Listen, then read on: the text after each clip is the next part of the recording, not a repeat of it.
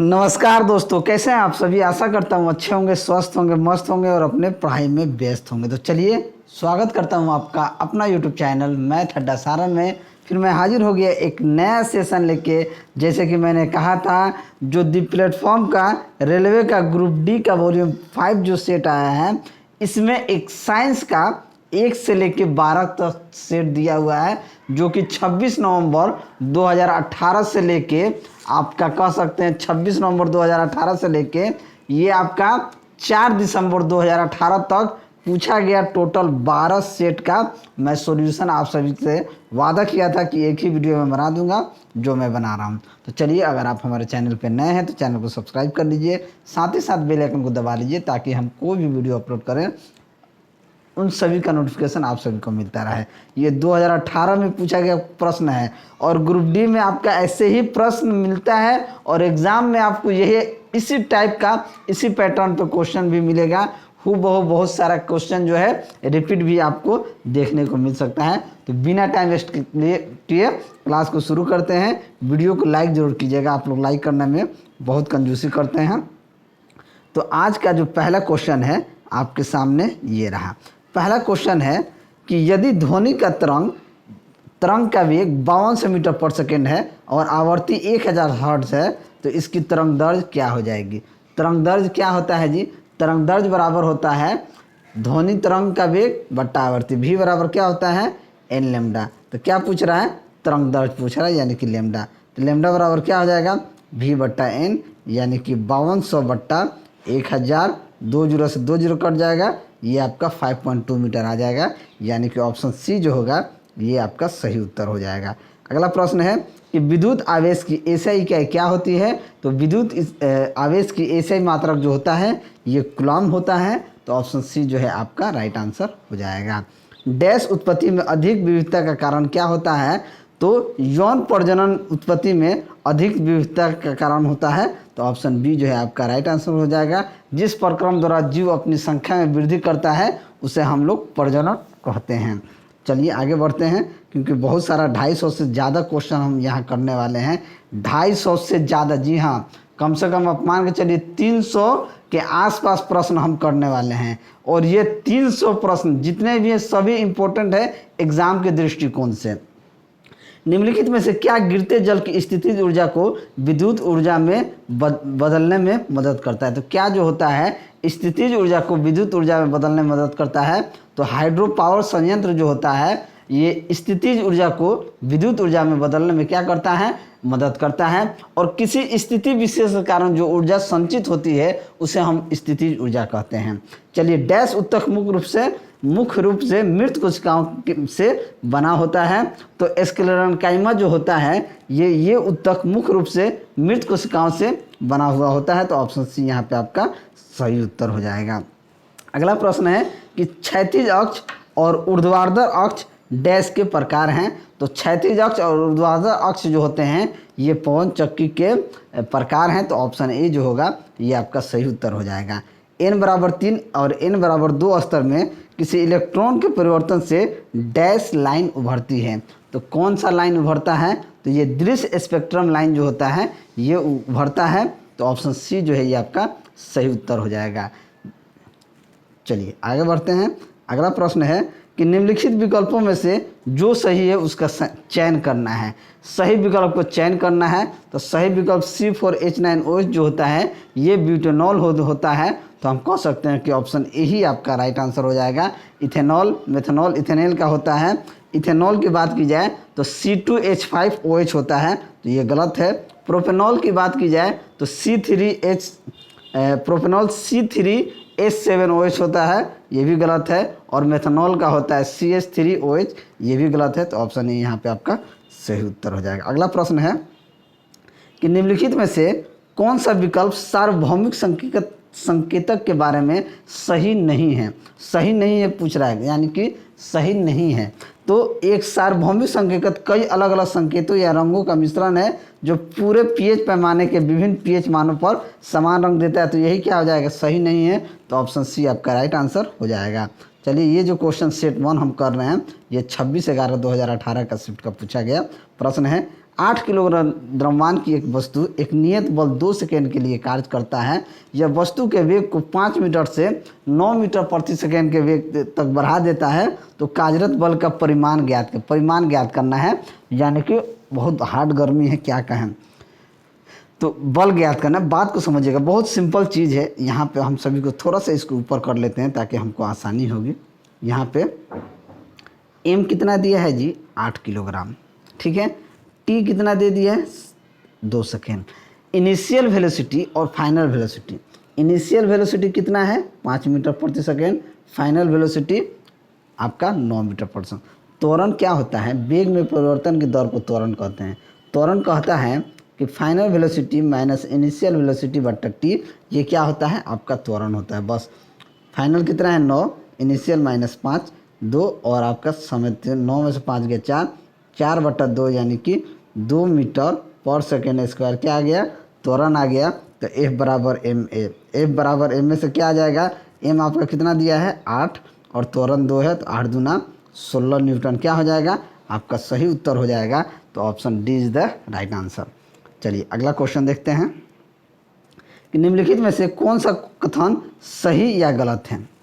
पहला कथन कह रहा है कि एक क्षार जो पूरी तरह से जल में आयनित हो जाता है वह OH आयनों का बड़ी मात्रा में उत्पादन करता है, उदाहरण के लिए NaOH KOH। कथन 2, एक क्षार जो आंशिक रूप से जल में आयनित हो जाता है वह प्लस OH आयनों का कम मात्रा में उत्पादित करता है, उदाहरण के लिए KOH।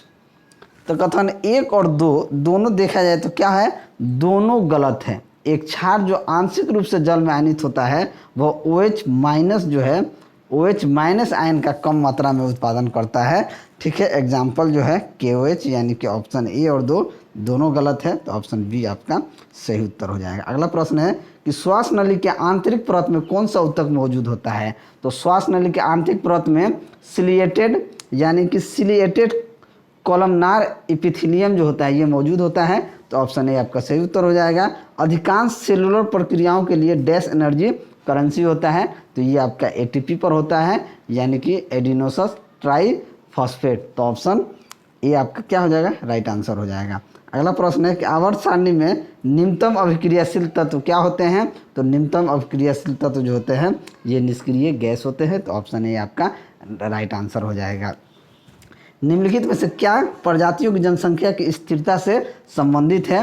तो ये प्रजनन जो होता है प्रजातियों की जनसंख्या की स्थिति से संबंधित है, तो ऑप्शन सी जो है ये आपका सही उत्तर हो जाएगा। अगला प्रश्न है कि निम्नलिखित में से कौन सा कथन सत्य है। सत्य कह रहा है ऊर्जा को उत्पन्न अथवा नष्ट नहीं किया जा सकता। बात तो सही है, ऊर्जा को तो ना तो आप उत्पन्न कर सकते हैं और ना ही नष्ट कर सकते हैं, तो ऑप्शन ए आपका राइट आंसर हो जाएगा। के सेल में कितने इलेक्ट्रॉनों को समायोजित किया जाता है। तो के सेल में 2 इलेक्ट्रॉनों को समायोजित किया जाता है, तो ऑप्शन डी जो है आपका राइट आंसर हो जाएगा। अगला प्रश्न है कि 1 किलोवाट आवर में क्या होता है। तो 3.6 × 10⁶ जूल होता है, तो ऑप्शन बी आपका राइट आंसर हो जाएगा। और ध्वनि को ऐसे माध्यम से प्रेषित किया जा सकता है जिसमें क्या होता है, तो जिसमें अणु हो जो कंपन करता हो। क्या होता है, ध्वनि एक कंपन करते हुए आगे की तरफ संचरण करता है। बहुत हॉट गर्मी है जी। अणु हो जो कंपन करता है, तो ऑप्शन ए जो है आपका सही उत्तर हो जाएगा। अगला प्रश्न देखते हैं कि पृथ्वी की सतह पर जहां हवा का घर्षण नगण्य होता है वस्तुएं डैश सहित गिरती हैं। तो वस्तुएं समान त्वरण से गिरती हैं, तो ऑप्शन बी आपका सही उत्तर हो जाएगा। और उन हैलाइड्स को क्या कहा जाता है जिनमें हैलोजन परमाणु अन्य तत्वों के 2 परमाणुओं के बीच एक सेतु के रूप में कार्य करते हैं, तो उन्हें बहुलक हैलाइड्स कहा जाता है, तो ऑप्शन सी जो है आपका सही उत्तर हो जाएगा। और संवेग में परिवर्तन की समय दर को क्या कहते हैं। तो संवेग में परिवर्तन की दर को बल कहते हैं, यानी संवेग परिवर्तन की समय दर को क्या कहा जाता है, बल कहा जाता है, तो ऑप्शन सी जो है आपका राइट आंसर हो जाएगा। और किसी वस्तु में वेग में परिवर्तन की दर को त्वरण कहते हैं। अगला प्रश्न है कि धातुओं के बारे में निम्न में से कौन सा कथन सही नहीं। धातुओं के बारे में, तो धातुएं क्या होते हैं, आघातवर्धनीय और तन्य नहीं होती हैं, ये कथन सही नहीं है, तो ऑप्शन डी आपका सही उत्तर हो जाएगा। और किसी पृष्ठ के इकाई क्षेत्रों पर लंबवत लगने वाले बल को क्या कहा जाता है। तो लंबवत लगने वाले बल को दाब कहा जाता है। दाब बराबर होता है पृष्ठ के लंबवत बल बटा पृष्ठ का क्षेत्रफल। अगला प्रश्न है कि HNO3 के सापेक्षिक द्रव्यमान की गणना कीजिए। HNO3 के सापेक्षिक द्रव्यमान की गणना कीजिएगा तो H1 plus nitrogen 14 plus oxygen 16 तियाँ 48, 14 1 15, 15 और 48 कितना हो जाएगा, 8 5 13 के 3, हाथ में 1 4 5 1 6 यानी कि 63। तो ऑप्शन 63 यानी कि ऑप्शन डी जो है आपका सही उत्तर हो जाएगा। चलिए सेट नंबर 2 पे आते हैं। सेट नंबर 2 का पहला क्वेश्चन जो है ये जो है सेट नंबर 2 है और ये जो है 26 नवंबर 2018 में शिफ्ट 2 में पूछा गया प्रश्न है कि एक कार एक पहाड़ी मार्ग से गिरकर 0.6 सेकंड में भूमि पर आ जाती है। ज़मीन से टकराते समय इसकी गति क्या होगी, यह निकालना। अब बात कीजिए क्या हो जाएगा, v बराबर u प्लस AT होता है। तो यहाँ क्या होता है, ऊपर से गिरे तो v बराबर u प्लस GT। u कितना दिया है, u आपका यहाँ पे कितना दिया है 10 प्लस g कितना दिया है, सॉरी इनिशियल वेलोसिटी तो 0 है ना, सॉरी यहाँ पे इनिशियल वेलोसिटी तो 0 हो जाएगा। तो ये 0 प्लस g का मान कितना दिया है 10, तो 10 और t दिया है 0.6 यानी कि कितना हो जाएगा 6 मीटर पर सेकेंड। तो ऑप्शन डी जो है आपका सही उत्तर हो जाएगा। अगला प्रश्न है कि उत्तल दर्पण द्वारा निर्मित प्रतिबिंब हमेशा क्या होता है, तो उत्तल दर्पण द्वारा निर्मित प्रतिबिंब जो होता है हमेशा आभासी सीधा और छोटा होता है, हमेशा आभासी सीधा और छोटा होता है और उत्तल दर्पण का दृश्य क्षेत्र बहुत बड़ा होता है। ठीक है। पैरेन्काइमा एक उत्तक है जो भोजन को स्टोर करने में डैश की मदद करता है। तो ये पौधों की मदद करता है। पैरेन्काइमा उत्तक जो होता है ये पौधों को मदद करता है। अगला प्रश्न है कि निम्नलिखित को पूरा करें, द्रव्यमान गुना त्वरण क्या होता है, तो द्रव्यमान गुना त्वरण क्या होता है, बल होता है। F बराबर क्या होता है, ma होता है। तो ऑप्शन बी आपका सही उत्तर हो जाएगा। और किसी पदार्थ की प्रति इकाई राशि के द्रव्यमान को उसका डैश कहा जाता है, तो उसके घनत्व उसका घनत्व कहा जाता है। किसी पदार्थ की प्रति इकाई राशि में द्रव्यमान को उसका घनत्व कहा जाता है। तो ऑप्शन ए आपका राइट आंसर हो जाएगा। घनत्व बराबर होता है द्रव्यमान बट्टे में आयतन। आवर्त सारणी की 36 पंक्ति को क्या कहा जाता है, तो आवर्त सारणी की 36 पंक्ति को आवर्त कहा जाता है। तो ऑप्शन ए आपका सही उत्तर हो जाएगा।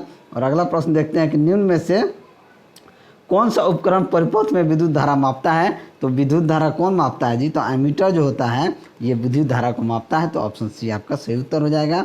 और निम्नलिखित में से किसमें 3 कोष्ठीय हृदय होता है, तो 3 कोष्ठीय हृदय सांप में होता है। तो ऑप्शन डी आपका सही उत्तर हो जाएगा। अगला प्रश्न देखते हैं कि सभी जीवाश्म ईंधनों की एक विशेषता एक समान होती है, क्या होती है जी, कि उनमें कार्बन उपस्थित होता है। तो ऑप्शन डी आपका राइट आंसर हो जाएगा। अगला प्रश्न है कि 2 मटरों के पौधे एक गोल हरे बीजों वाले RR YY का दूसरा झुर्रीदार पीले बीज वाले RR small r capital Y F1 वंशज उत्पन्न करने वाले जिसके गोल पीले capital R small r capital Y small y बीज होते हैं। जब F1 पौधे सेल्फ किए जाते हैं तो F2 वंशज में गुणों के नए संयोजन होते हैं। निम्नलिखित में से नया संयोजन चुनना है। तो ये क्या देखा जाएगा, तो गोल हरा, गोल पीला, झुर्रीदार पीला, ये सभी विकल्प क्या हो जाएंगे, सही हो जाएंगे। तो ऑप्शन सी जो है आपका राइट आंसर हो जाएगा। ये 26/11/2018 का क्वेश्चन है, यहाँ पे आप देख सकते हैं। एल्डिहाइड के लिए क्या गलत है, एल्डिहाइड के लिए क्या गलत है, तो एल्डिहाइड के लिए देखा जाए तो C2H4COH प्रोपेनल प्रोपेल्डिहाइड, ये ऑप्शन सही सी जो है गलत है। एक पारंपरिक रॉकेट में ईंधन की खपत दर कितनी होती है, तो ईंधन की खपत दर 9000 किलोग्राम पर सेकेंड होता है। तो ऑप्शन सी जो है आपका राइट आंसर हो जाएगा। और प्राकृतिक रूप से कितने तत्व मौजूद है, प्राकृतिक रूप से कितने तत्व मौजूद है, तो प्राकृतिक रूप से 92 तत्व मौजूद हैं। तो ऑप्शन सी जो है आपका राइट आंसर हो जाएगा। और कुल ज्ञात तत्वों की संख्या 118 है और आवर्त सारणी के अनुसार 22 अधातुओं की संख्या है। निम्न में से समूह से भिन्न उत्तक का चयन करें। भिन्न उत्तक क्या है, तो देखा जाए तो पेशी उत्तक जो है ये भिन्न हो जाएगा। तो ऑप्शन सी आपका सही उत्तर हो जाएगा। सूर्य की रोशनी की उपस्थिति में किसी पदार्थ के नए पदार्थों में अपघटन की प्रक्रिया क्या कहलाता है, तो ये प्रकाश अपघटन कहलाता है। तो ऑप्शन ए आपका सही उत्तर हो जाएगा। अगला प्रश्न है 1 जूल बराबर क्या होता है, 1 जूल बराबर होता है 1 न्यूटन इंटू 1 मीटर। तो ऑप्शन ए आपका राइट आंसर हो जाएगा। समुद्री भूगर्भिक जल के नीचे की पहाड़ियों और घाटियों का पता लगाने और समुद्र की गहराई का निर्धारण करने के लिए समुद्री भूवैज्ञानिक द्वारा डैश का उपयोग किया जाता है। तो ये आपका सोनार का उपयोग किया जाता है, तो ऑप्शन डी आपका सही उत्तर हो जाएगा। और आयोडीन डैश के कारण ठोस होता है, तो आयोडीन जो है उच्च पोलारिस क्षमता के कारण ठोस होता है, तो ऑप्शन सी आपका राइट आंसर हो जाएगा। और पालक और टमाटर में निम्नलिखित में से कौन सा अम्ल पाया जाता है, तो पालक और टमाटर में ऑक्जेलिक अम्ल पाया जाता है, तो ऑप्शन बी आपका सही उत्तर हो जाएगा। चलिए अगला प्रश्न है कि धातुओं के लिए निम्नलिखित में से क्या गलत है। तो धातुओं के बारे में कौन सा कथन गलत है कि गलनांक बिंदु और कथनांक बिंदु बहुत न्यून होते हैं, यही आपका गलत है, तो ऑप्शन बी जो है आपका राइट आंसर हो जाएगा। धातु में आघात वर्धनीय गुण पाया जाता है। चलिए अगला क्वेश्चन देखते हैं। अगला क्वेश्चन है कि कार्य करने की क्षमता किस में पाई जाती है। तो कार्य करने की क्षमता मापी जाती है जूल में। W बराबर क्या होता है, एफ एस cos थीटा, तो ऑप्शन सी जो है आपका सही उत्तर हो जाएगा। एक निश्चित द्रव्यमान की किसी वस्तु की भूमि से 5 मीटर की ऊंचाई तक ऊपर उठाएगा और इसकी स्थितिज ऊर्जा 2000 जूल है, तो वस्तु का द्रव्यमान क्या हो जाएगा। पोटेंशियल एनर्जी बराबर क्या होता है, क्लियर कीजिए पूरा। पोटेंशियल एनर्जी बराबर होता है mgh, बात को समझिएगा। पोटेंशियल एनर्जी कितना दिया है, 2000, ये आपका 2000 दिया है। m आपको कह रहा निकालना है, g आपको 10 ले लेना है, h आपका 5 दिया, 5 है 50, पहले एक जीरो से एक जीरो काट दीजिए, 5 चौके 20 यानी कि 400 kg। m कितना हो जाएगा, 400 kg, तो ऑप्शन ए जो है आपका राइट आंसर हो जाएगा। ठीक है, चलिए आगे बढ़ते हैं।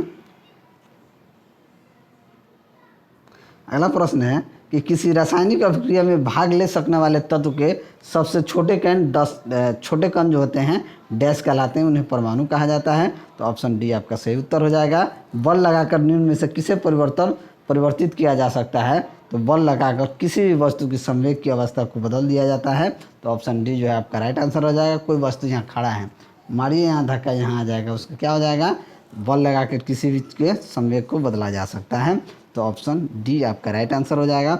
अब हम देखने वाले हैं सेट नंबर 3। सेट नंबर 3 जो है ये आपका 26 नवंबर 2018 का तीसरा शिफ्ट का क्वेश्चन है। क्या है, तीसरा शिफ्ट का क्वेश्चन है कि ठोस कोयला को तरल हाइड्रोकार्बन में परिवर्तित करने वाली प्रक्रिया को डैश कहते हैं, तो उसे क्या कहते हैं, तो उसे द्रवीकरण कहते हैं, तो ऑप्शन डी आपका राइट आंसर हो जाएगा। और सोनार का पूर्ण रूप क्या होता है, तो सोनार का पूर्ण रूप होता है साउंड नेविगेशन एंड रेंजिंग। क्या होता है, साउंड नेविगेशन एंड रेंजिंग, तो ऑप्शन ए बी जो है आपका क्या हो जाएगा, सही उत्तर हो जाएगा। सोनार का निर्माण निक्सन नामक वैज्ञानिक ने किया था।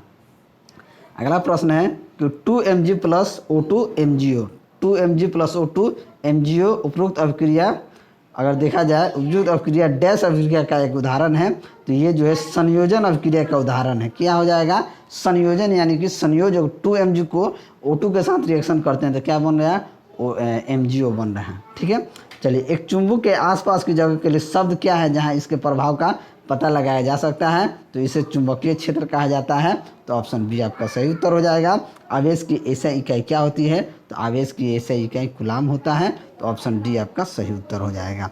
अगला प्रश्न है कि एक घर में एक माह में 900 × 10⁶ जूल ऊर्जा की खपत हुई, तो इकाई में यही ऊर्जा क्या हो जाएगी, यूनिट क्या, कुल ऊर्जा बट्टा 1 किलोवाट से उसको मापा जाता है। ठीक है, तो ये क्या हो जाएगा, 900 × 10⁶, तो 1 किलोवाट में कितना, 1 किलोवाट आवर जो होता है उसमें कितना जूल होता है, तो 3.6 × 10⁶ जूल होता है, तो ये 10⁶ कट जाएगा, 3.6 के 9 से उसको काटेंगे तो 250 यूनिट आ जाएगा, तो ऑप्शन बी आपका सही उत्तर हो जाएगा। ठीक है, चलिए अगला क्वेश्चन है कि निम्नलिखित में से गलत कथन क्लियर कर देते हैं इसको।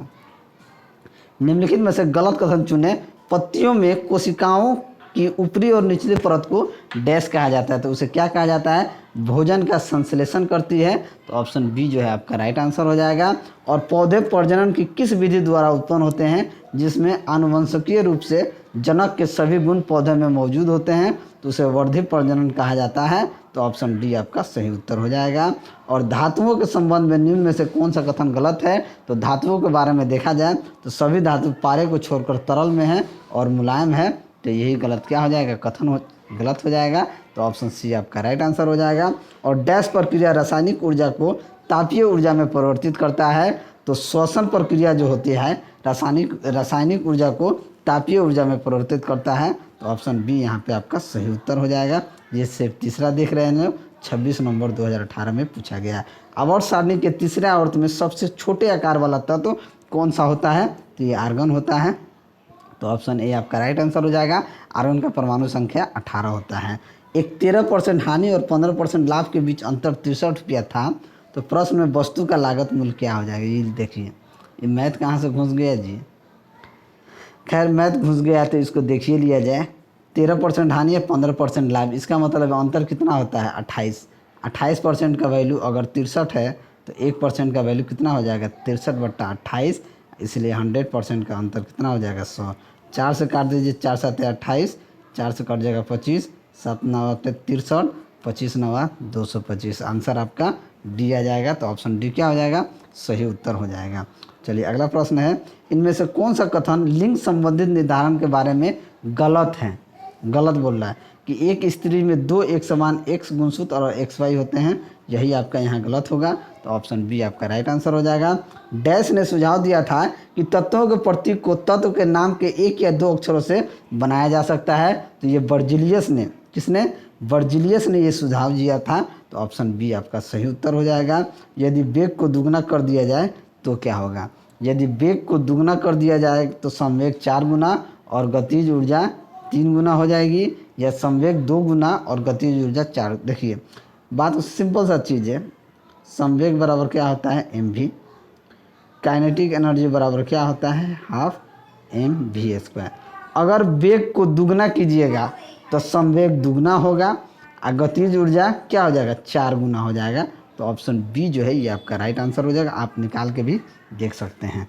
चलिए अगला प्रश्न है कि जब एक मूल ध्वनि का प्रतिबाधा द्वारा परावर्तित होकर हमारे कानों तक पहुंचती है तो प्रतिध्वनि कितने समय के बाद सुनाई देती है? तो वो प्रतिध्वनि जो होती है 0.1 सेकंड से सुनाई देती है। तो ऑप्शन डी जो है आपका सही उत्तर हो जाएगा। और फर्स्ट आवर्त के दोनों एलिमेंट डैश में संयोजी इलेक्ट्रॉन उपस्थित होते हैं, तो कह सकते हैं कि के कोष में। तो ऑप्शन सी आपका सही उत्तर हो जाएगा। एक 2 kg की एक गेंद 5 मीटर पर सेकंड के वेग से चलती हुई किसी स्थिर 4 kg वाली गेंद से टकराती है, तो टक्कर के बाद दोनों गेंदों का वेग क्या हो जाएगा? टक्कर के बाद दोनों गेंद का वेग क्या होगा? वेग बराबर हमको निकालना है। 2 kg वाला पहले टकराती है, फिर 4 kg वाला, तो हम क्या करेंगे? m1v/m1 + m2। पहला के केस में 2 किलो वाला में 2 × 5/2 + 4, यानी कि 10/4, 10/6, 10/6 यानी कि 1.66। एक तो 1.66 आ जाएगा, दूसरा टकराएगा 4 × 5 m1 + m2, 6 4 5 20/6, यानी कि 3.33, यानी कि 1.66 और 3.33। ऑप्शन डी जो है आपका राइट आंसर हो जाएगा। अगला प्रश्न है कि एक कार एक बहिर्गत भाग से गिरती है और 0.4 सेकेंड में भूमि पर आ जाती है। मान लीजिए कि स्मॉल जी का मान 10 मीटर पर सेकेंड स्क्वायर है, तो भूमि पर टकराने के बाद इसका चाल क्या हो जाएगी? v = u + gt। v = u + gt। ये क्या है? इनिशियल वेलोसिटी 0, काम खत्म। 10 × 0.4 कहिए, 4 मीटर पर सेकेंड क्या हो जाएगा? 4 मीटर पर सेकेंड। तो ऑप्शन सी जो है आपका सही उत्तर हो जाएगा। अगला प्रश्न है कि एल्डिहाइड के लिए गलत चुने। एल्डिहाइड के लिए बोल रहा है, तो एल्डिहाइड क्या होता है? CH2COH जो है ये इथाइल एसिटिल, ये क्या हो जाएगा? ये CH3C2COH इथाइल एल्डिहाइड, यही क्या हो जाएगा? गलत हो जाएगा। तो ऑप्शन डी आपका राइट आंसर हो जाएगा। अगला प्रश्न है कि किसी वस्तु प्रणाली अथवा दृग्विषय का प्रतिनिधित्व डैश के द्वारा किया जाता है, तो ये वैज्ञानिक मॉडल के द्वारा किया जाता है। तो ऑप्शन डी आपका राइट आंसर हो जाएगा। जब बिजली पारित करने से एक पदार्थ का नए पदार्थ में अपघटन किया जाता है तो इनमें से कौन सी रासायनिक अभिक्रिया होती है? तो इसमें इलेक्ट्रोलाइटिक अपघटन हो जाता है। तो ऑप्शन सी आपका सही उत्तर हो जाएगा। अगला प्रश्न है कि एक कार एक बहिर्गत भाग से गिरती हुई 1.0 सेकेंड में ज़मीन पर गिर जाती है, तो ज़मीन से टकराने से इसकी गति क्या हो जाएगी? v = u + gt, 10 × 1 यानी कि 10 मीटर पर सेकेंड। अभी हम लोग किए हैं तो 10 मीटर पर सेकेंड। तो ऑप्शन ए आपका राइट आंसर हो जाएगा। ओम के नियम के अनुसार क्या होता है? तो ओम के नियम क्या होता है? ओम के नियम के अनुसार अगर देखा जाए तो v बराबर क्या होता है? IR। तो R बराबर क्या हो जाएगा? v/I। तो ऑप्शन डी आपका राइट आंसर हो जाएगा। छठवें आवर्त में कितने तत्व होते हैं? तो छठवें आवर्त में 32 तत्व होते हैं। तो ऑप्शन बी जो है ये आपका सही उत्तर हो जाएगा। चलिए सेट नंबर 3 खत्म। अब हम लोग सेट नंबर 4 देखने वाले हैं। सेट नंबर 4 का पहला क्वेश्चन जो कि 27 नवंबर 2018 का शिफ्ट 1 का क्वेश्चन है कि उन कोशिकाओं के समूह को जिनकी उत्पत्ति और संरचना समान होती है, जो एक विशेष कार्य करने के लिए विशेषता प्राप्त होता है, उन मांसपेशियों को बनाती है जो शरीर की गति को क्या कहा जाता है? तो उसे क्या कहा जाता है? तो उसे उत्तक कहा जाता है। तो ऑप्शन बी जो है आपका सही उत्तर हो जाएगा।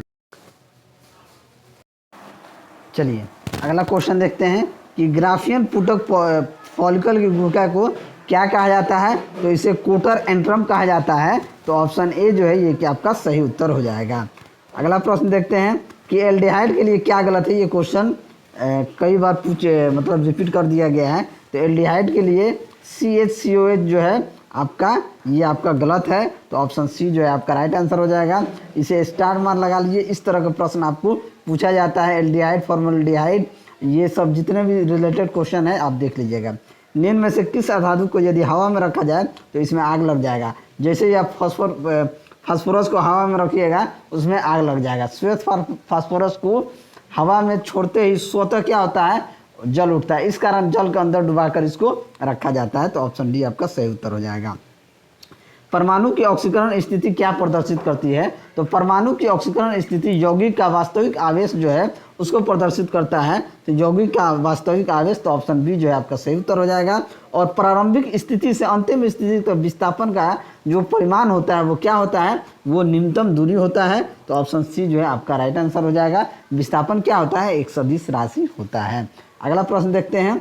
अगला प्रश्न है कि डैश गुर्दे के नलिका के परत में मौजूद होता है। तो क्या मौजूद होता है? तो क्यूबोइडल एपिथेलियम जो होता है ये गुर्दे की नलिका के परत में मौजूद होता है। तो ऑप्शन सी आपका राइट आंसर हो जाएगा।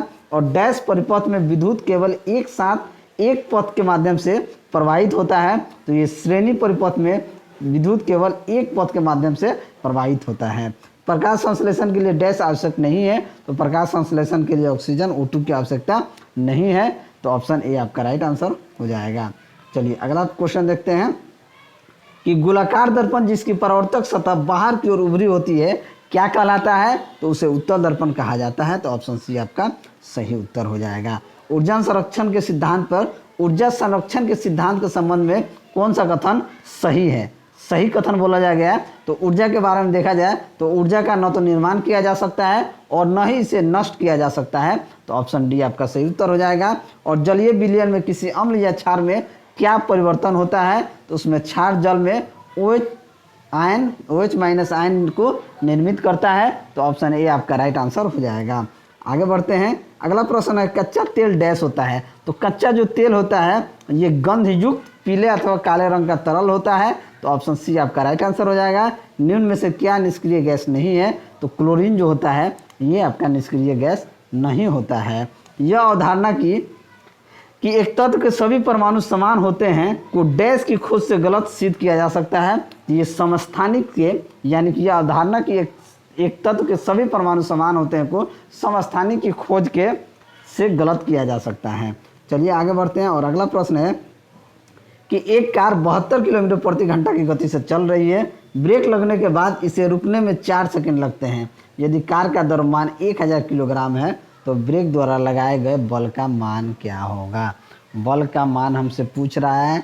इनिशियल वेलोसिटी हमको नहीं पता है। फाइनल वेलोसिटी गिवन है 72 किलोमीटर प्रति घंटा।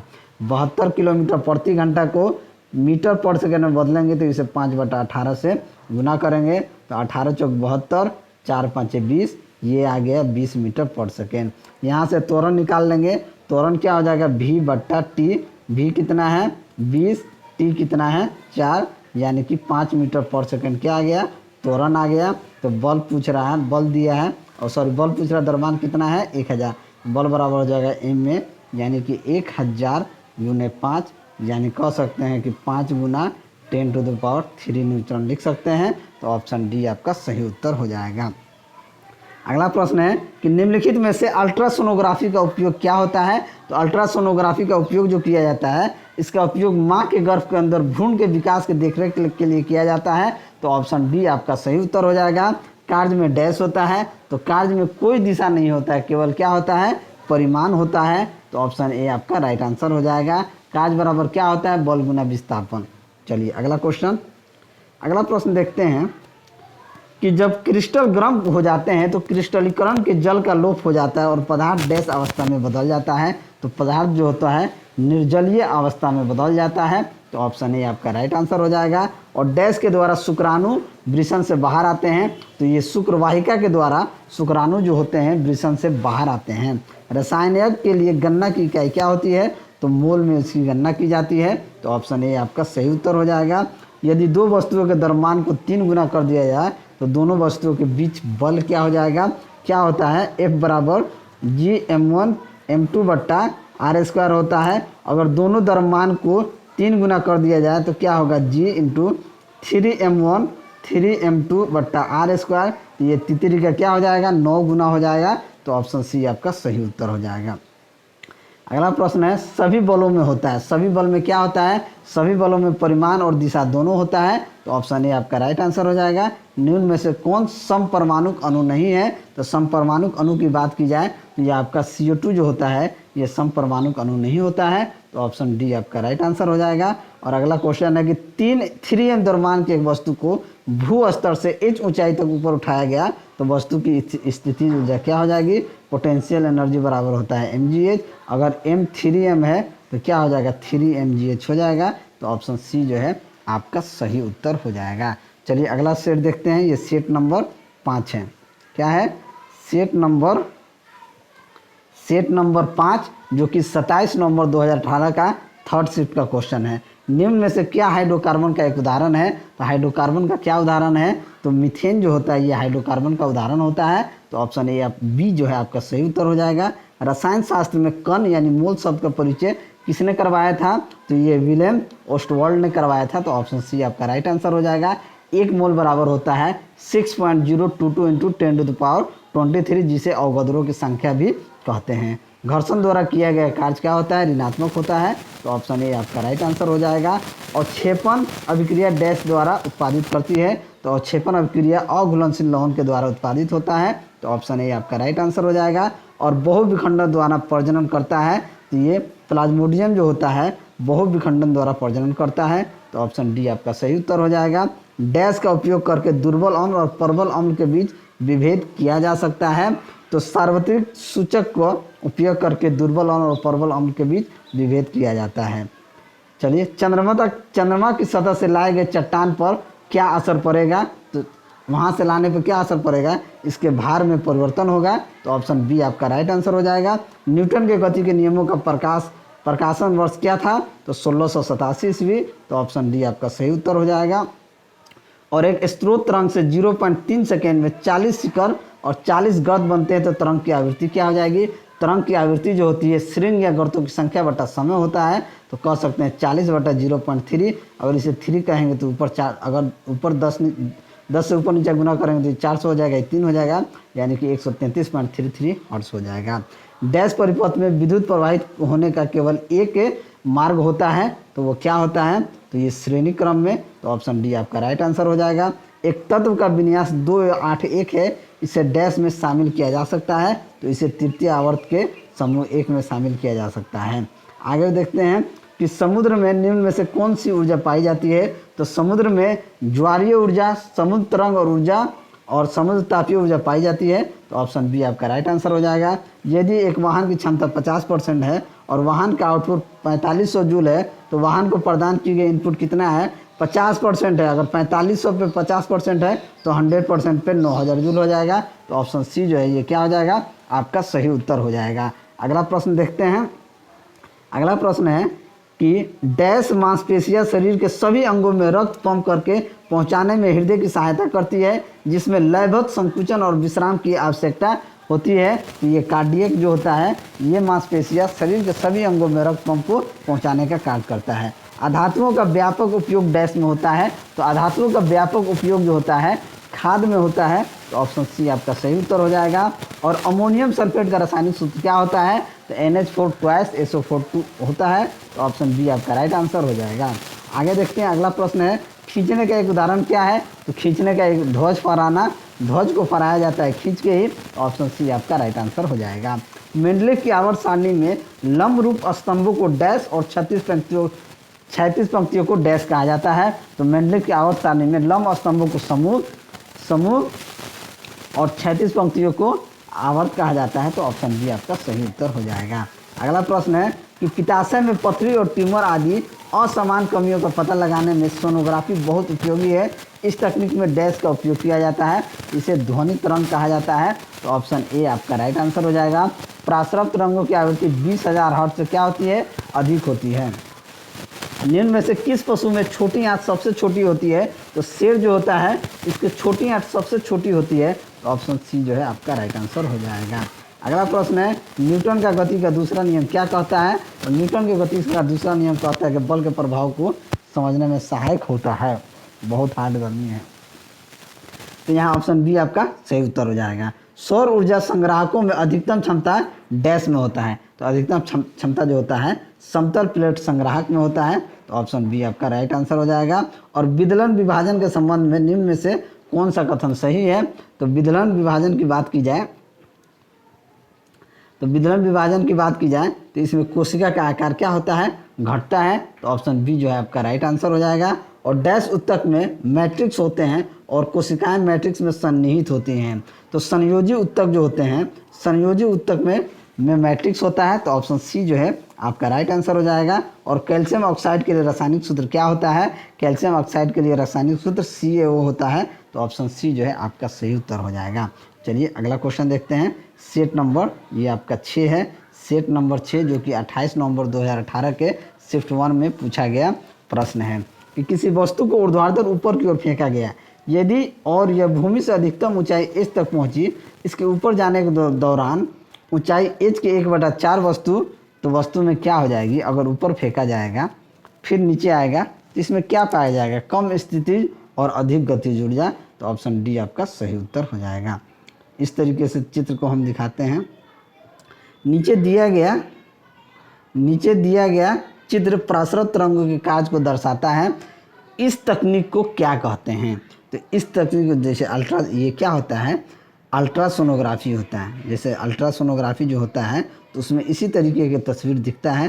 तो ऑप्शन डी जो है यहाँ पे आपका सही उत्तर हो जाएगा। अगला प्रश्न है कि निम्नलिखित में से किस हैलोजन का कथनांक उच्चतम होता है, तो आयोडीन का कथनांक क्या होता है, उच्चतम होता है। तो ऑप्शन ए आपका राइट आंसर हो जाएगा। एक एटमॉस्फेयर क्या होता है, 1.01 × 10⁵ पास्कल। तो ऑप्शन ए आपका सही उत्तर हो जाएगा।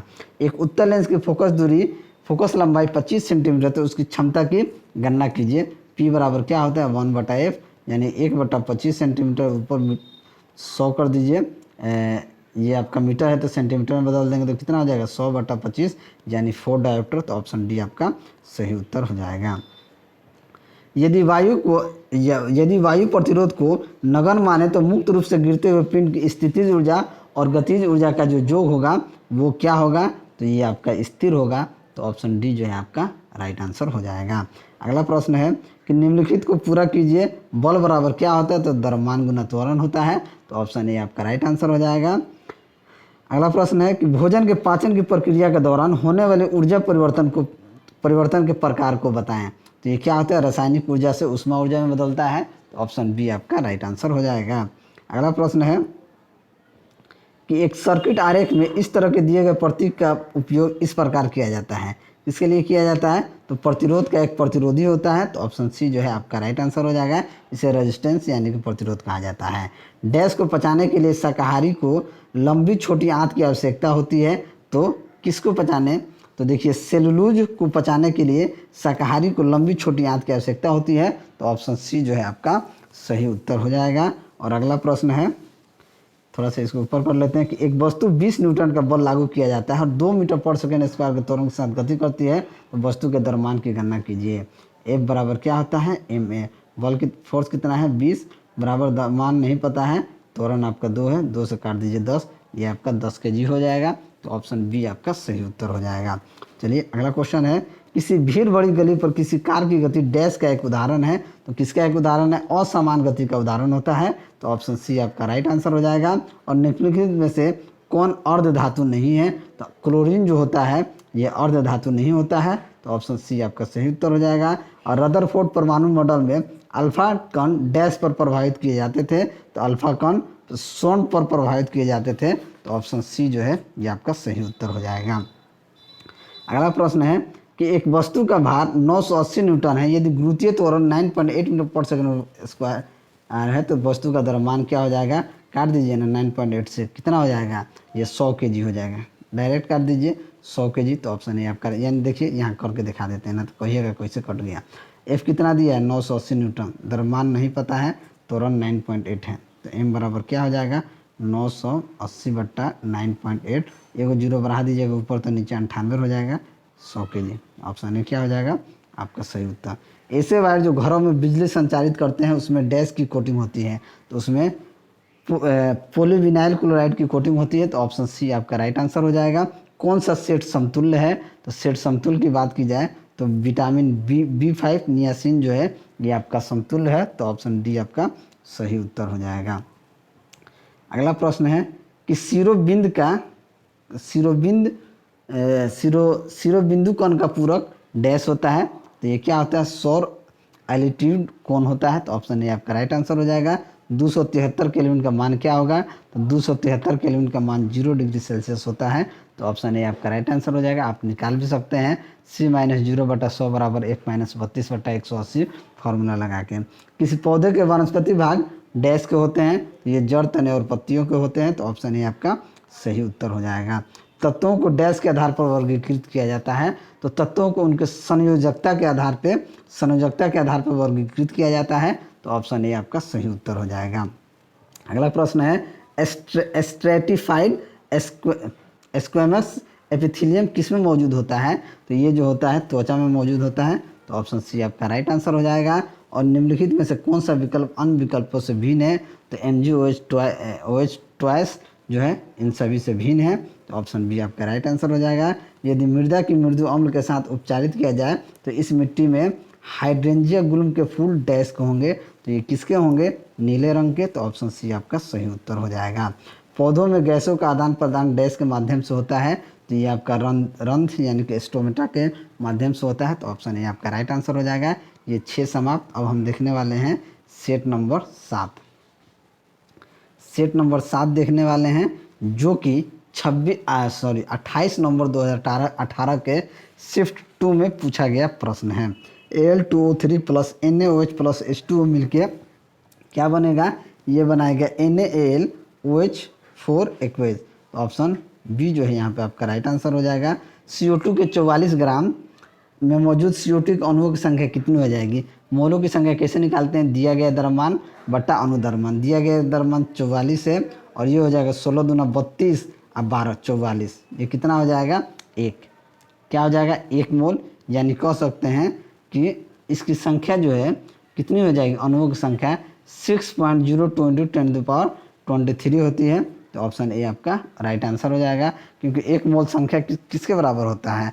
6.022 × 10⁻23 के, तो ऑप्शन ए आपका राइट आंसर हो जाएगा।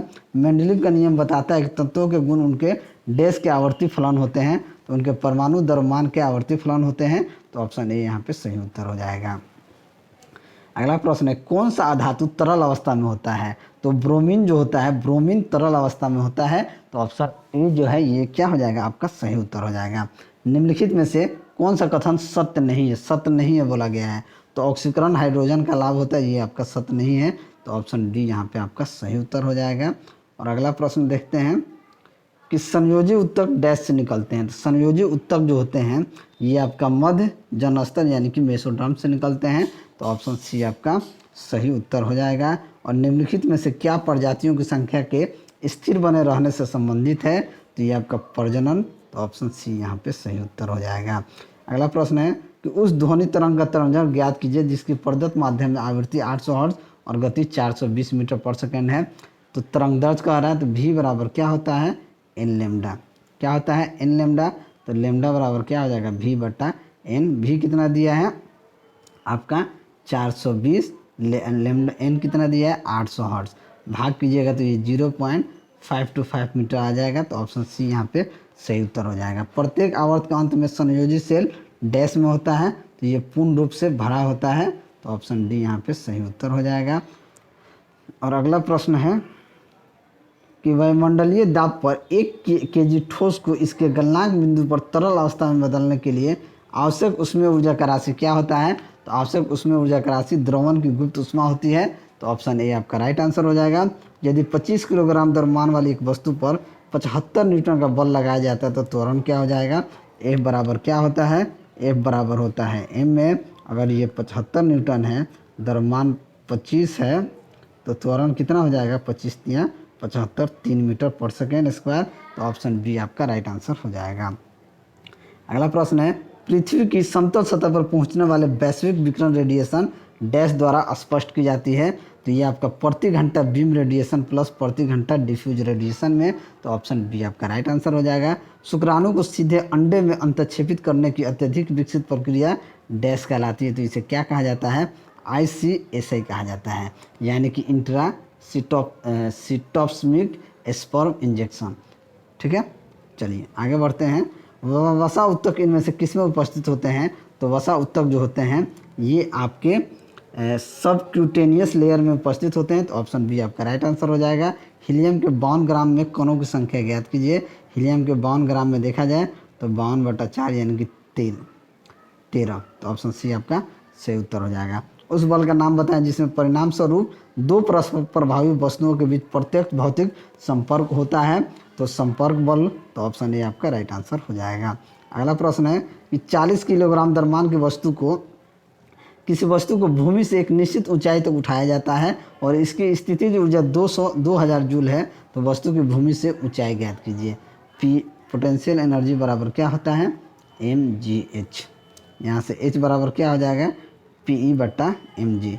PE कितना है? 2000 है, तो 2000 40 किलोग्राम m है और g का 10 ले लीजिए, क्या हो जाएगा? 1 0 से 1 0, 1 0 से 4 5 6 20, 5 मीटर, तो ऑप्शन बी आपका क्या हो जाएगा?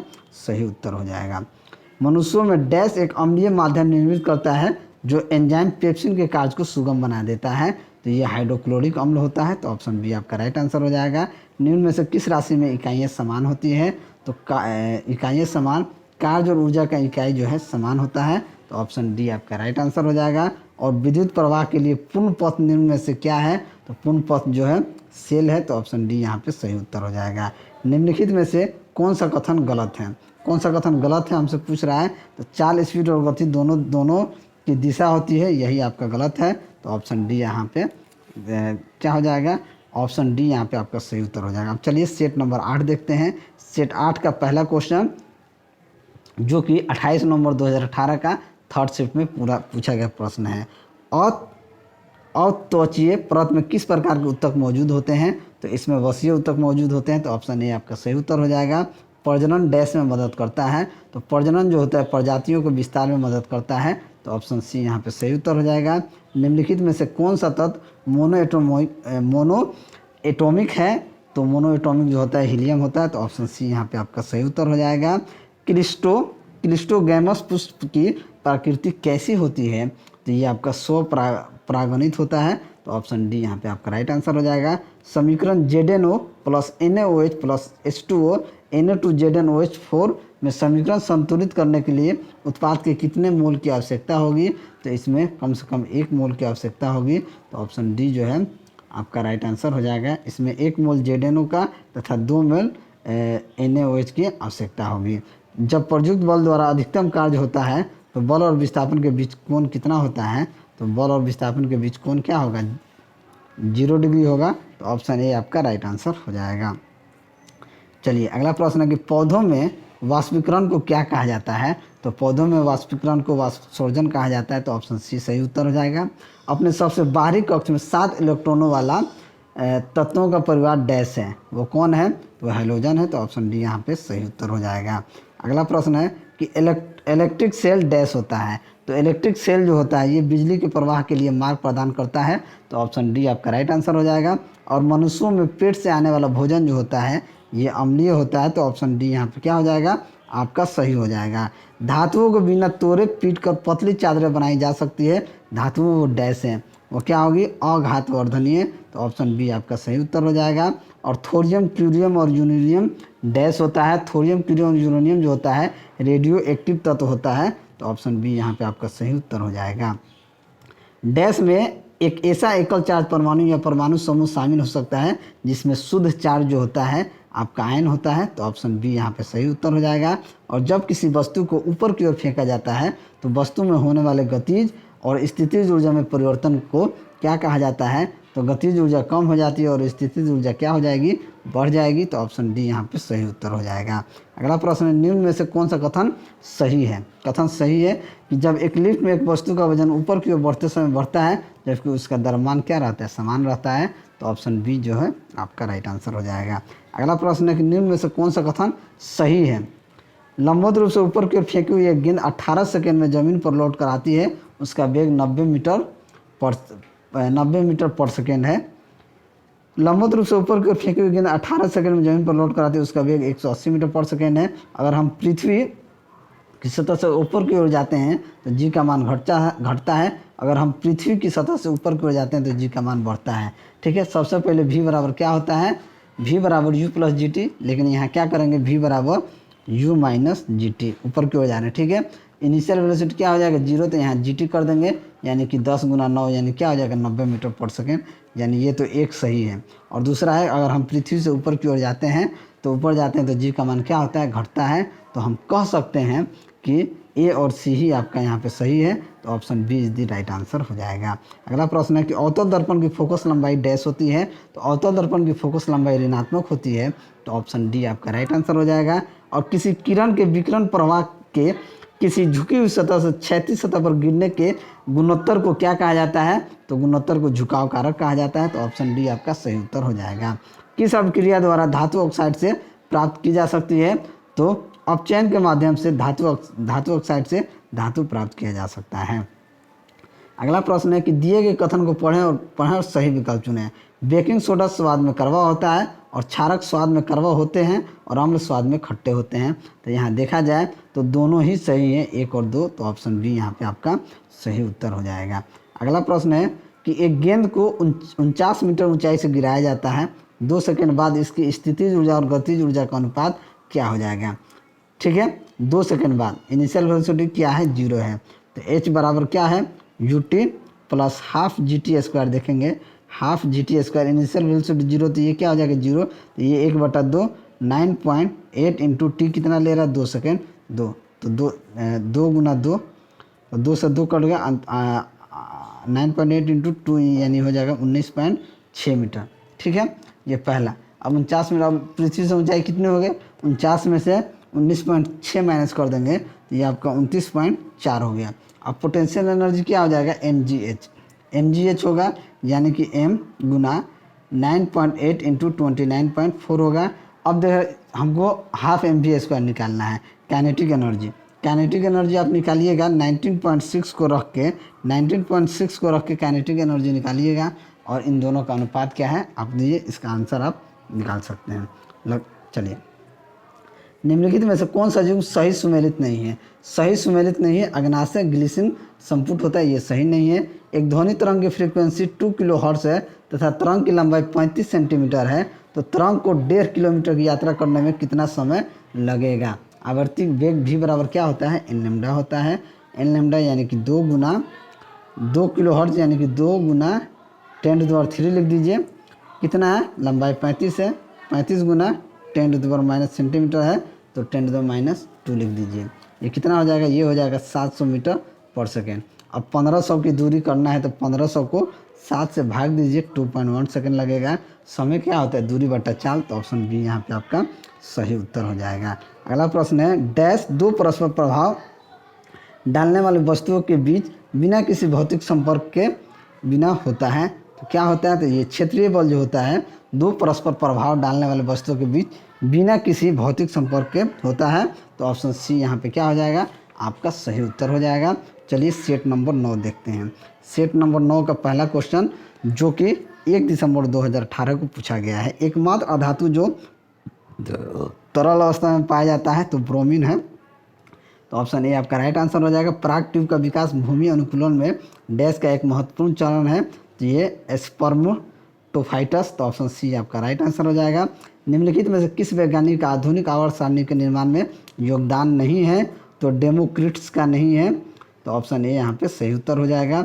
ग्लूकोज एक डैश कार्बन अणु है, तो ग्लूकोज जो होता है ये 6 कार्बन अणु होता है, तो ऑप्शन ए आपका राइट आंसर हो जाएगा।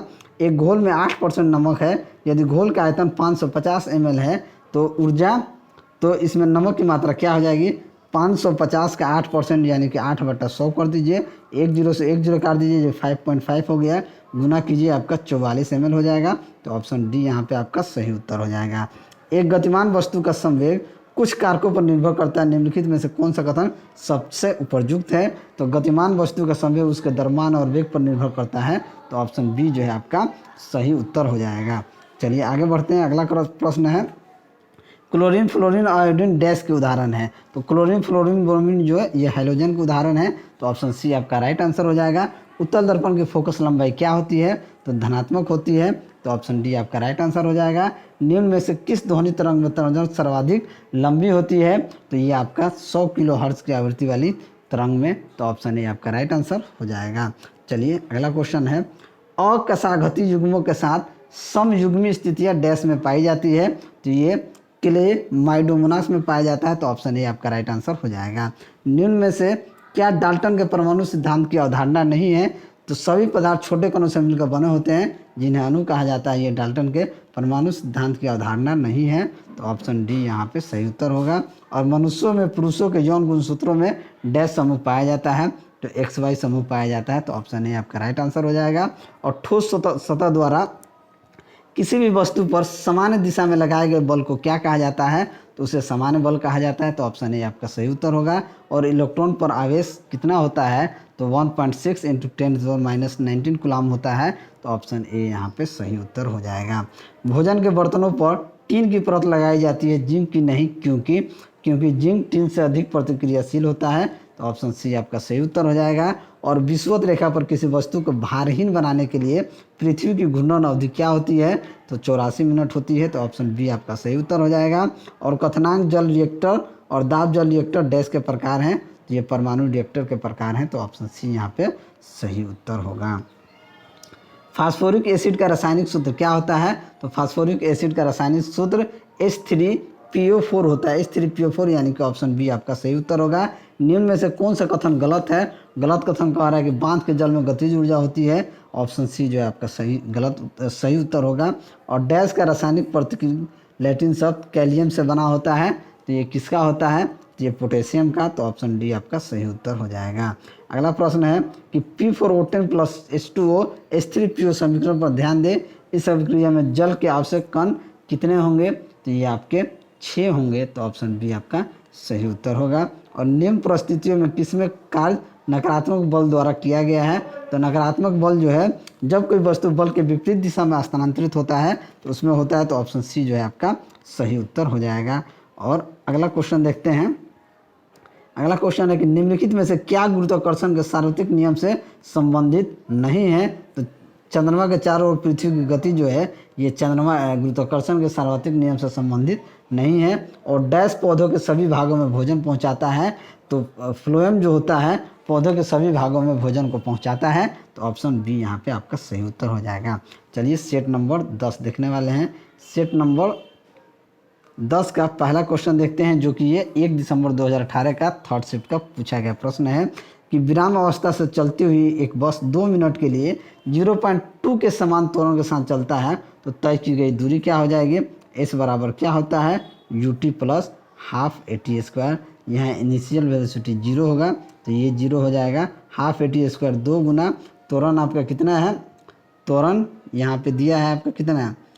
0.2 के समान, 0.2 × 2 मिनट। 2 मिनट के लिए कह रहा है, 2 मिनट यानी कि 2 × 60 120, 120 का स्क्वायर क्या हो जाएगा? 120 × 120।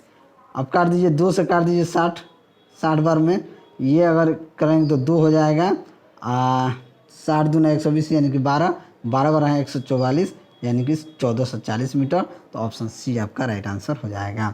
अगला प्रश्न है कि एक परमाणु की द्रव्यमान संख्या के बराबर क्या होता है, तो परमाणु इसमें प्रोटॉन और न्यूट्रॉन की संख्या का योग जो है परमाणु की द्रव्यमान संख्या के बराबर होता है। और पक्षियों और कक्षुओं द्वारा उत्पादित अंडे के खेल डैश की उच्च सांद्रता होती है, तो ये आपका कैल्शियम कार्बोनेट का, तो ऑप्शन बी आपका राइट आंसर हो जाएगा।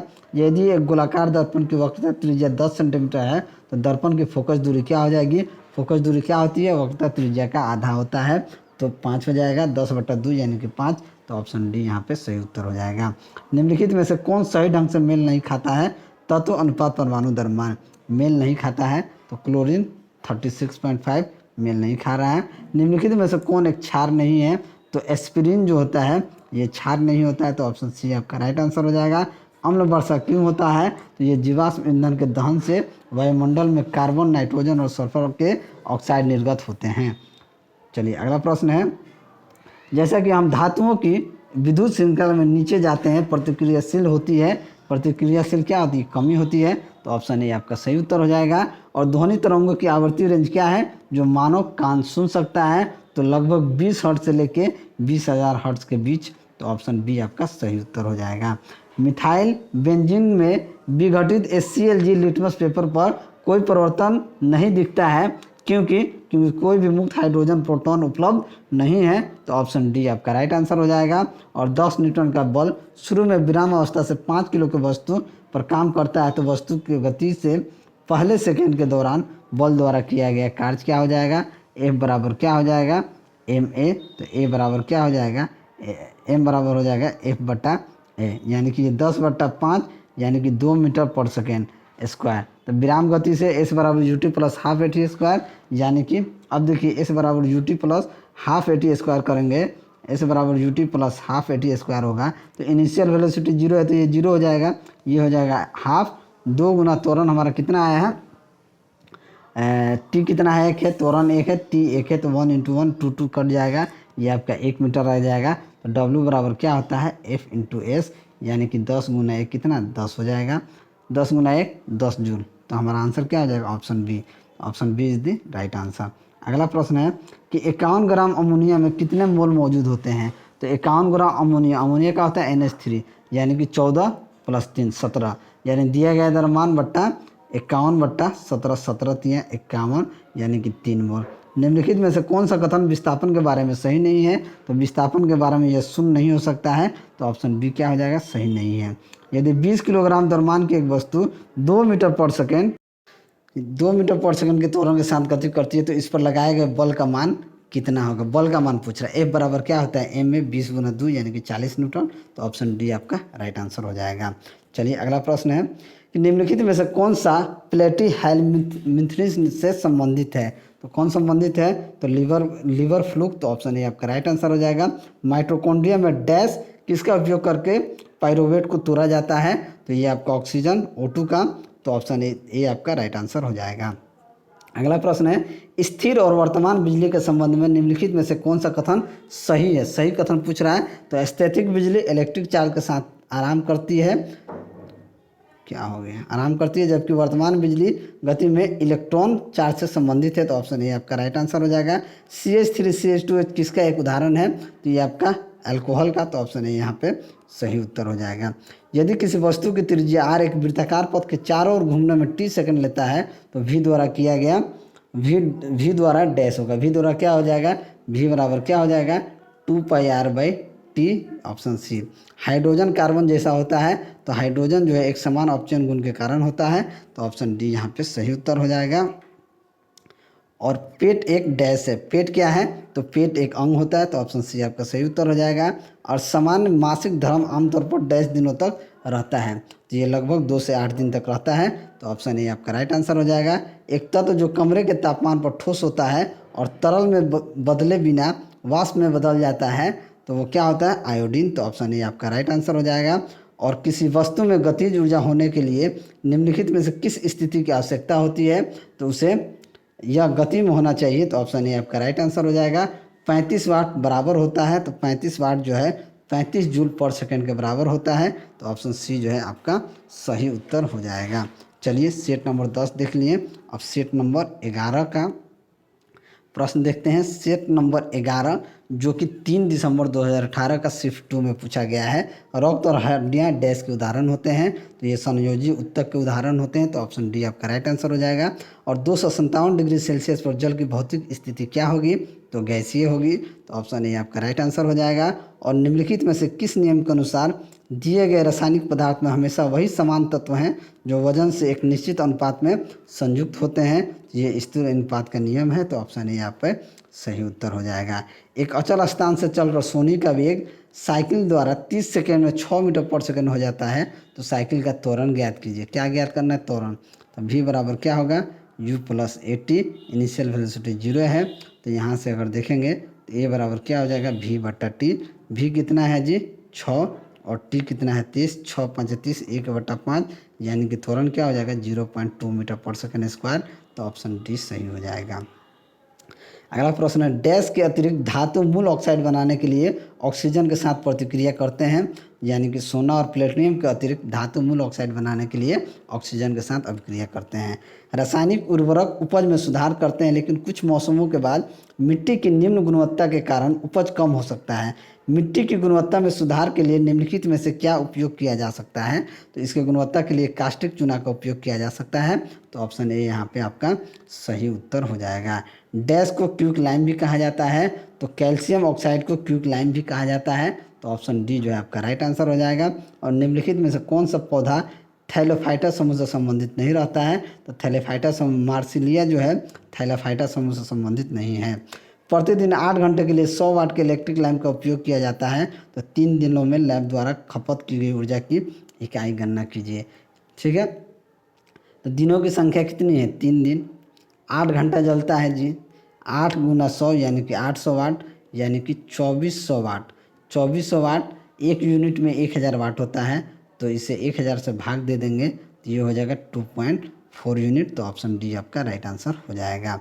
अगला प्रश्न है निम्न में से किसका घनत्व जल के घनत्व से कम होता है, तो कॉर्क का जो घनत्व होता है जल के घनत्व से कम होता है, तो ऑप्शन डी जो है आपका राइट आंसर हो जाएगा। 2 किलोवाट आवर में क्या हो जाए, तो 1 किलोवाट में 3.6 × 10⁶ जूल होता है, तो 2 में क्या हो जाएगा 36 दूना 72, यानी 7.2 × 10⁶ जूल, तो ऑप्शन डी आपका राइट आंसर हो जाएगा। गन्ना सामान्यतः डैश से उगाया जाता है, तो गन्ना जो है ये कायिक प्रवर्धन के जरिए उगाया जाता है, तो ऑप्शन डी यहाँ पे आपका सही उत्तर हो जाएगा। अगला है टैकिग्लोसस डैश के बीच की संयोजक कड़ी होती है, तो ये सरीसृपों और स्तनधारियों के बीच की एक संयोजक कड़ी होती है, तो ऑप्शन सी यहाँ पे क्या हो जाएगा सही उत्तर हो जाएगा। और जब बल विस्थापन डैश होता है तो बल द्वारा किया गया कार्य को ऋणात्मक माना जाता है, तो बल के विपरीत दिशा में होता है तो ऋणात्मक माना जाता है, तो ऑप्शन ए आपका राइट आंसर हो जाएगा। अगला प्रश्न देखते हैं कि उस निष्क्रिय गैस का नाम क्या है जिसे आधुनिक आवर्त सारणी में पहले आवर्त में रखा गया है, तो उसे हीलियम, तो ऑप्शन बी आपका राइट आंसर हो जाएगा। और निम्नलिखित में से किस प्रक्रिया के दौरान बहुत मात्रा में ऊर्जा बाहर निकलती है, तो ये आपका वायु शोषण में, तो ऑप्शन डी यहाँ पे सही उत्तर हो जाएगा। और जब किसी वस्तु को सी और एफ के बीच रखा जाता है तो अवतल दर्पण में आकृति कहाँ बनेगी, तो ये सी के बाद बनेगी, तो ऑप्शन बी आपका राइट आंसर हो जाएगा। एक रेडियोधर्मी धातु जो केंद्रित ऊर्जा का एक प्रचुर स्रोत है और 1789 में खोज की गई थी, जिसकी परमाणु संख्या 92 है, वो डैश है, वो क्या है, वो यूरेनियम है, तो ऑप्शन डी आपका राइट आंसर हो जाएगा। धातु आघातवर्धनीय और कोमल होती है क्योंकि धातु के परमाणुओं की परतें एक दूसरे पर फिसल सकती हैं, तो ऑप्शन बी आपका सही उत्तर हो जाएगा। और निम्न में से कौन सा उपकरण परिपथ में सूक्ष्म विद्युत धारा का पता लगाता है, तो ये गैल्वेनोमीटर, तो ऑप्शन डी आपका राइट आंसर हो जाएगा। और इनमें से कौन सा संगीत नोट्स की एक दूसरे से अलग नहीं करता है, तो ये आवर्ती, तो ऑप्शन डी आपका सही उत्तर हो जाएगा। और फेरस क्लोराइड का आणविक सूत्र क्या होता है, तो फेरस क्लोराइड का FeCl2, तो ऑप्शन ए आपका राइट आंसर हो जाएगा। और मंदता का अर्थ क्या होता है, तो ऋणात्मक त्वरण को मंदता कहा जाता है, तो ऑप्शन ए जो है यहाँ पे सही उत्तर हो जाएगा। और ये अंतिम सेट है सेट नंबर 12, जो कि 4 दिसंबर 2018 में पूछा गया प्रश्न है। आइए ये अंतिम देख लेते हैं। अमोनिया बनाने के लिए कौन से तत्व का संयोजी होते हैं, तो ये हाइड्रोजन और नाइट्रोजन, तो ऑप्शन सी आपका राइट आंसर हो जाएगा। और नींबू के रस का pH मान कितना होता है, तो 2 होता है, तो ऑप्शन बी आपका सही उत्तर हो जाएगा। नींबू का एक्चुअली 2.2 होता है। ठीक है, इनमें से कौन सी एक क्षारीय मृदा धातु नहीं है? तो पोटेशियम जो होता है ये क्षारीय मृदा धातु नहीं होता है। पोटेशियम को के से डिनोट करते हैं। चलिए, प्लास्टर ऑफ पेरिस का रासायनिक सूत्र क्या होता है? तो CaSO4.12H2O। तो ऑप्शन डी आपका राइट आंसर हो जाएगा। और डैश वेग में परिवर्तन की दर होती है? तो त्वरण जो होता है वेग में परिवर्तन की दर होता है। तो ऑप्शन बी आपका सही उत्तर हो जाएगा।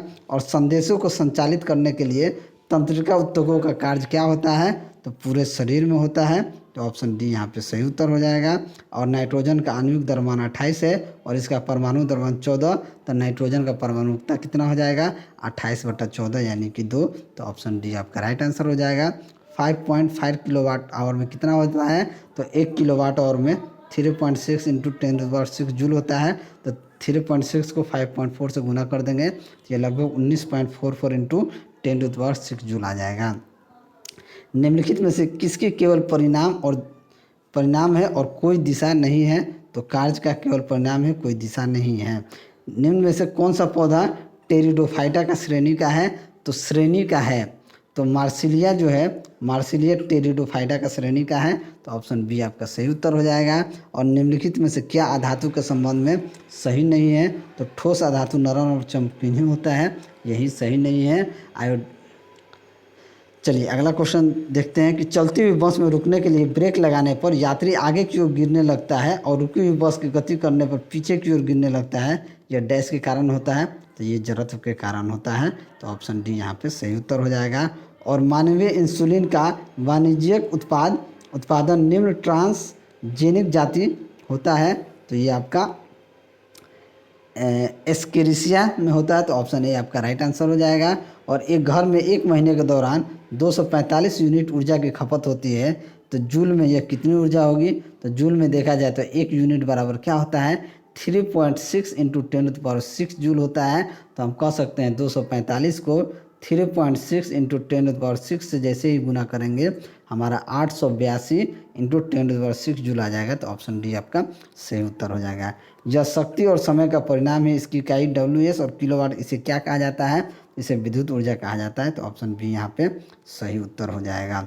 ओव्यूलेशन प्रक्रिया शुरू करने के लिए पिट्यूटरी द्वारा निम्नलिखित में से किस हार्मोन का स्रावित किया जाता है? तो ल्यूटिनाइजिंग का हार्मोन का। तो ऑप्शन डी आपका राइट आंसर हो जाएगा। और रक्तचाप, लार और उल्टी सहित अनैच्छिक क्रियाओं को डैश द्वारा नियंत्रित किया जाता है? तो इसे मेडुला द्वारा नियंत्रित किया जाता है। तो ऑप्शन बी आपका सही उत्तर हो जाएगा। आधुनिक आवर्त सारणी के किस समूह और वर्ग में कार्बन को रखा गया है? तो ये आप कार्बन को दूसरा वर्ग और 14वां समूह में। तो ऑप्शन डी आपका राइट आंसर हो जाएगा। और उच्च तापमान पर ठोस को गर्म करने के लिए प्रयोगशाला में इस्तेमाल किए जाने वाला एक क्रूसिबल निम्न से बनता है? तो ये आपका सिलिकॉन से बनता है। तो ऑप्शन ए आपका सही उत्तर हो जाएगा। और अगला है कि नीचे दी गई कौन सी अम्ल की गुण नहीं है? तो अम्ल का गुण कौन सा नहीं है? तो उनकी उपस्थिति लाल लिटमस को नीला कर देता है, ये गुण नहीं है। तो ऑप्शन डी आपका राइट आंसर हो जाएगा। और एक स्रोत 10 रिंग और 10 गर्ज 0.1 सेकंड में उत्पादित करता है, तो तरंग द्वारा उत्पादित आवृत्ति क्या हो जाएगी? तो आवृत्ति क्या हो जाएगी? टोटल नंबर ऑफ जितना ये कर रहा है यानी कि 10/0.1, 10 को यानी कि श्रृंग और गर्त में से एक, श्रृंग और गर्त बट्टा में समय।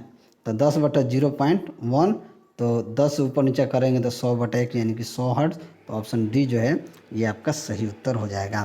तो चलिए, अगर आप सभी को मेरा वीडियो अच्छा लगा हो तो वीडियो को लाइक करें, दोस्तों में शेयर करें। अगर आप हमारे चैनल पर नए हैं तो चैनल को सब्सक्राइब करें। चलिए मिलते हैं अगले वीडियो में, तब तक के लिए जय हिंद।